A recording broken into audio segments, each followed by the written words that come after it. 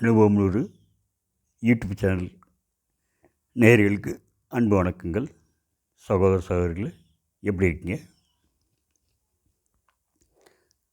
இன்று நாம் பார்க்க போகிற டாபிக்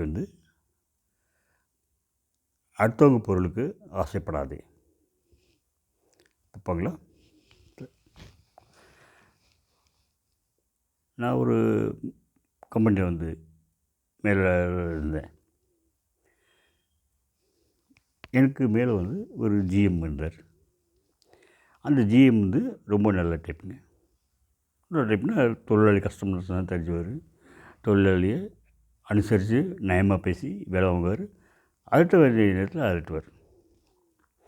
அதுவும் பெண் தொழிலில் அவங்களுக்கு எந்த கஷ்டமும் வரக்கூடாதுன்ட்டு இருப்பார், பர்டிகுலராக இருப்பார்.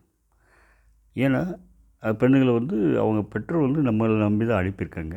ஸோ அவங்களுக்கு நம்ம தான் அம்மா அப்பாவாக இருந்து பாதுகாப்பாக அவங்க வீடு போய் சேர முடியும் நம்ம தான் இருக்கணும் அப்படின்றார்.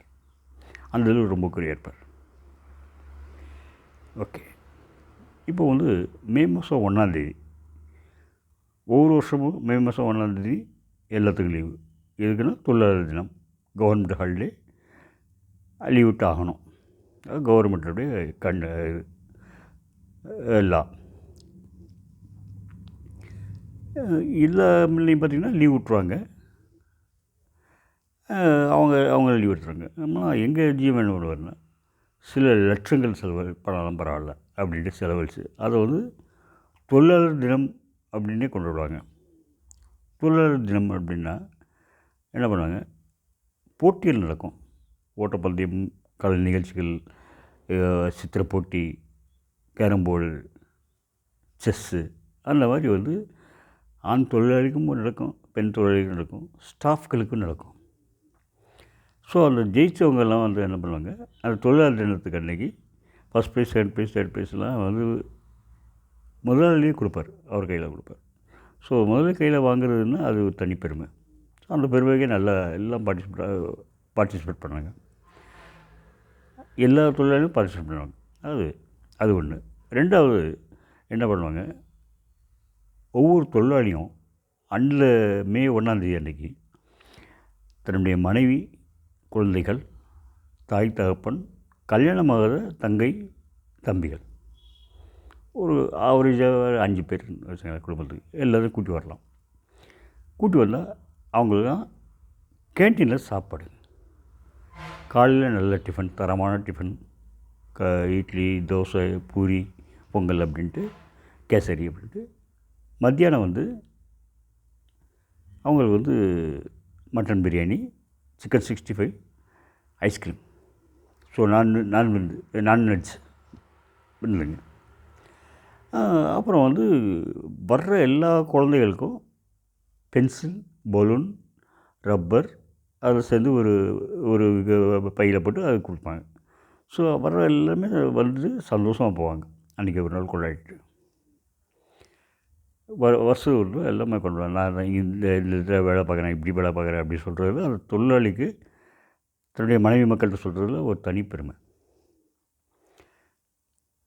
சந்தோஷமாக இருக்கும், ஒவ்வொரு ரெஃப்ரெஷ் மாதிரி இருக்கும். சரி, அதில்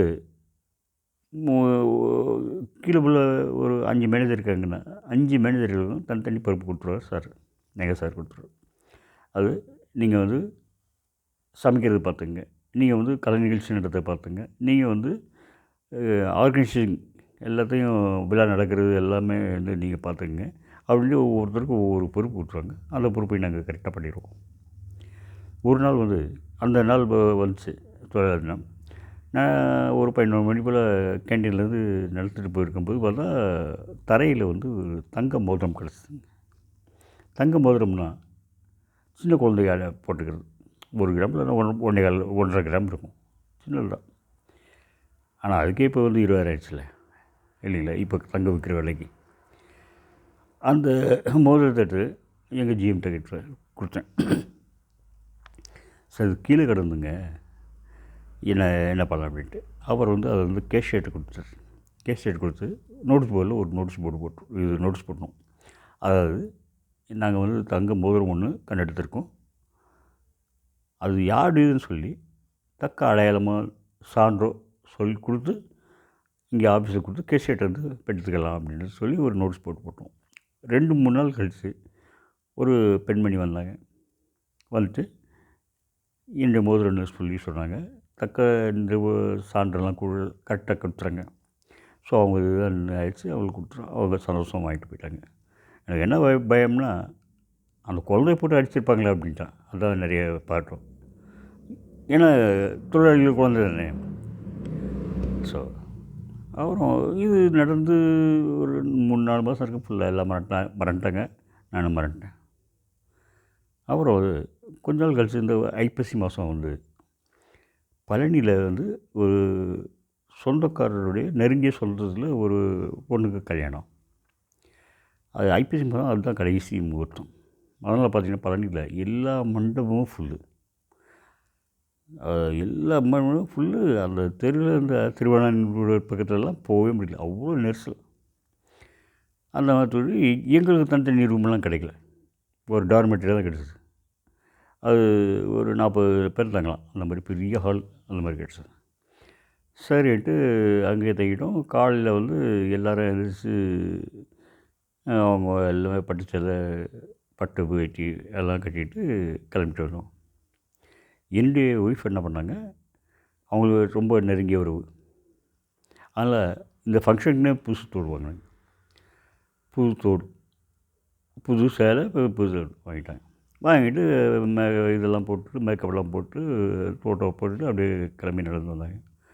பார்த்தா ரோடு ஃபுல்லாக ஜேஜேன்னு கால் வைக்க கூட நெரிசலாக தான் இருக்குது. அவ்வளோ நெரிசலாக இருக்குது. சரி அப்படியே போனோம். அப்படியே போகும்போது கல்யாணத்துக்கு போகும்போது ஒரு சின்ன பொண்ணுக்கு கேட்டுச்சு, என்னத்த காதில் ஒரு பக்கம் மட்டும் தோடு போட்டிருக்கீங்க, ஒரு பக்கம் அப்படியே ஃப்ரீயாக விட்டுருக்கீங்களே, இதான் டிசைனு அப்படின்னு கேட்டேன். அப்போ நான் தடவி பாரு, ஆமாம் இல்லையே அப்படின்னு பார்த்தா அவங்களுக்கு ரொம்ப ஷாக்கு ஒய்ஃப்க்கு. பார்த்த மாட்டாங்க. இந்த நெரிசலில் போய் இது தோடு காணாமல் போச்சு, யார் அபேஸ் பண்ணிட்டு போயிட்டாங்களா என்ன அப்படின்ட்டு. சரி அப்படின்ட்டு இருந்தாலும் அங்கேருந்து ஒரு 100 மீட்டர் 150 மீட்டர் நினைக்கிறேன் திருமண மண்டபம். வந்த வழியே திரும்பி அப்படியே மெல்ல கீழே தரையில் பார்த்து போனோம். ஆனால் தரையில் பார்க்குறது இது இல்லை, இடம் இல்லை, அவ்வளோ நெரிசல். அப்படியே போனோம், கிடைக்கல, எங்கே கிடைக்கல. அப்புறம் அந்த ட்ரெஸ் மாற்றின அந்த ஹாலுக்கு போனோம். பெரிய ஹால் இல்லையா, அங்கே போனால் ஒரே குப்பை கூலமாக இருக்குது. எல்லாமே பழைய துணிகள், காஞ்சி போன முதல்ல வச்ச பூ, அப்புறம் வந்து புது ட்ரெஸ் மாற்றாங்க இல்லையா, அதுக்கு வந்து அட்டைப்பெட்டி, இது அட்டை, பிளாஸ்டிக் பேப்பர் எல்லாம் ஒரே கன்றாவே கிடக்குது. எல்லாம் பொறுமையாக உட்காந்து ஒவ்வொன்றா தேடணும். ஒரு 1/4 மணி நேரம் தேடணும். 1/4 மணி நேரம் தேடின பிறகு ஒரு இடத்துல வந்து தோடு கிடச்சிருச்சு. கரெக்டாக இன்னொரு பக்கம் தோடு கிடச்சிது. ஸோ அப்போ தான் வந்து எனக்கு ஞாபகம் வந்துச்சு, அதில் நம்ம வந்து அடுத்தவங்க பொருட்களை ஆசைப்படாமல் பொறுப்பை வந்து ஒப்படைச்சனால தான் இப்போ நமக்கு வந்து கடவுள் வந்து நம்ம சம்பாதிச்ச பொருளை வந்து நம்மகிட்ட திருப்பி கொடுத்துருக்காரு அப்படிங்கிற உண்மையை நான் அன்றைக்கி தான் உணர்ந்துக்கிட்டேங்க. நன்றி, வணக்கம்.